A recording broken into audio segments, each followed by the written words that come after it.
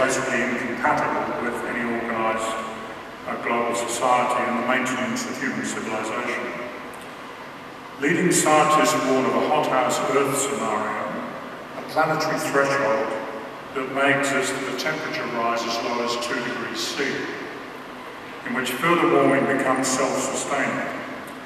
The challenge now is to return to a safe climate by cooling the Earth whilst avoiding tipping points that may initiate this warming.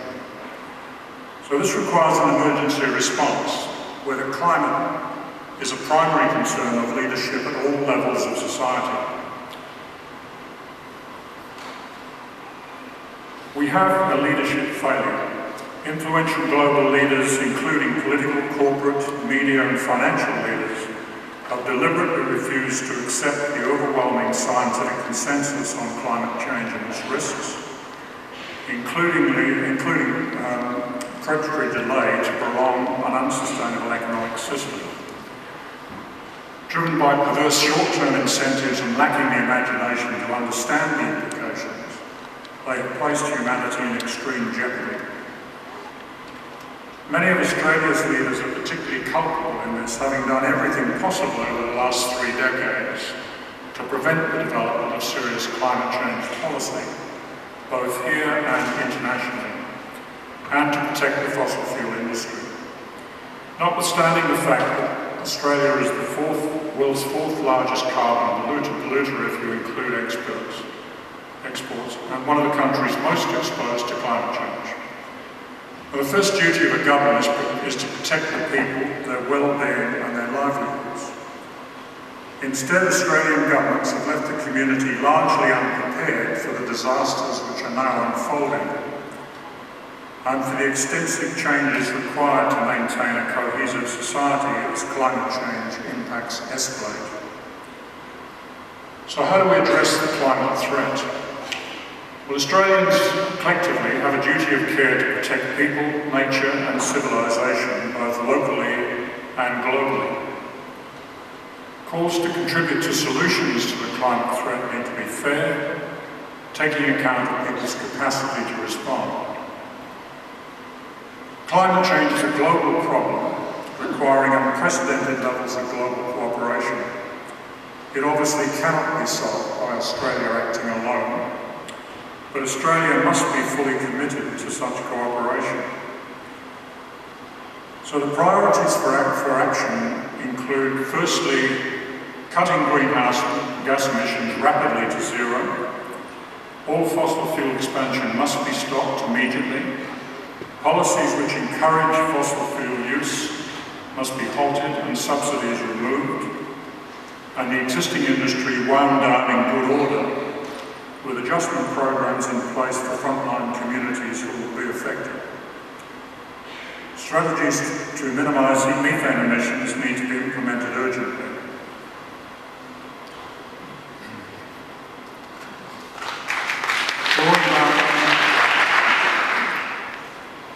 Second point is drawing down atmospheric carbon concentrations to a safe level from the current 413 parts per million, through actions which include redesigning agriculture and forestry practices and implementing extensive soil, estuarine and ocean carbon sequestration.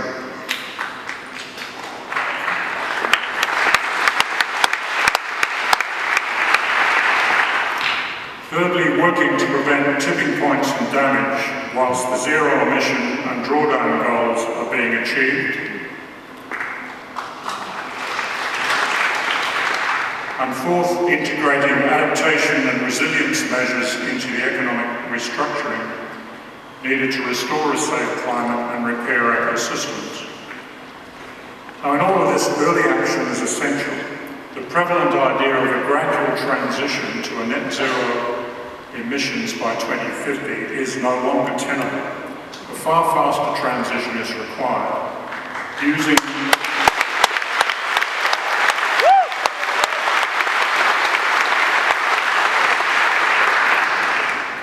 measures which are appropriate to an existential threat.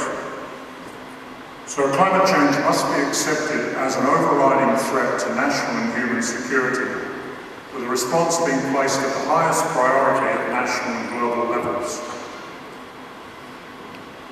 So we therefore have a call to action for Australia.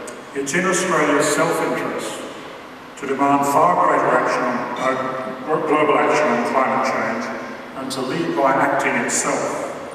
It makes no sense to build our economy on fossil fuel resources, practices and technologies which are unsustainable, particularly when Australia has some of the best clean energy resources and opportunities in the world.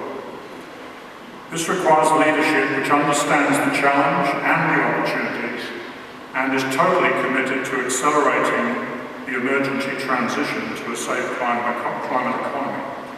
And this is not going to happen with leaders who do not even accept climate change as a priority. So the signatories to this declaration call on all Australians to join with them in building leadership that embraces the need for such emergency action. And in doing that, we undertake a number of points. Firstly, we will emphasise the importance of a non-partisan approach that embraces people of all political parties and sectors of society who are committed to science-based policies that make climate a first priority of government and the community.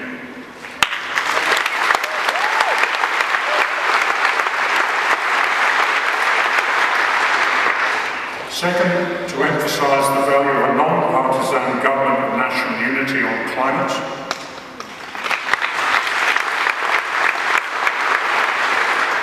Third, to hold political leaders to account for their failure to protect the Australian people.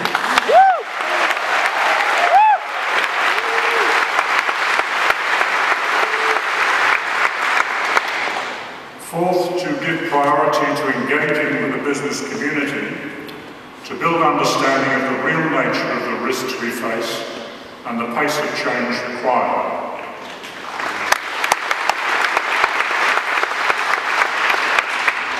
Fifth, to work and mobilise and connect all sectors of civil society to make a powerful contribution.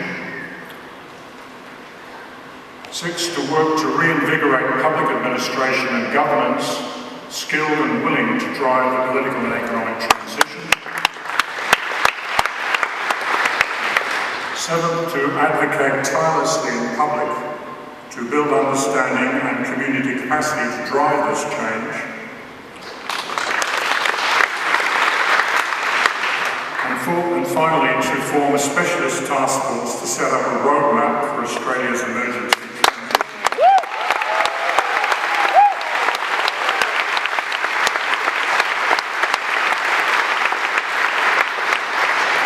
Drawing on the expertise that is already available in many respects on how to do this, as opposed to reinventing the wheel. Yes. So thank you very much. That is the proposal we're putting forward.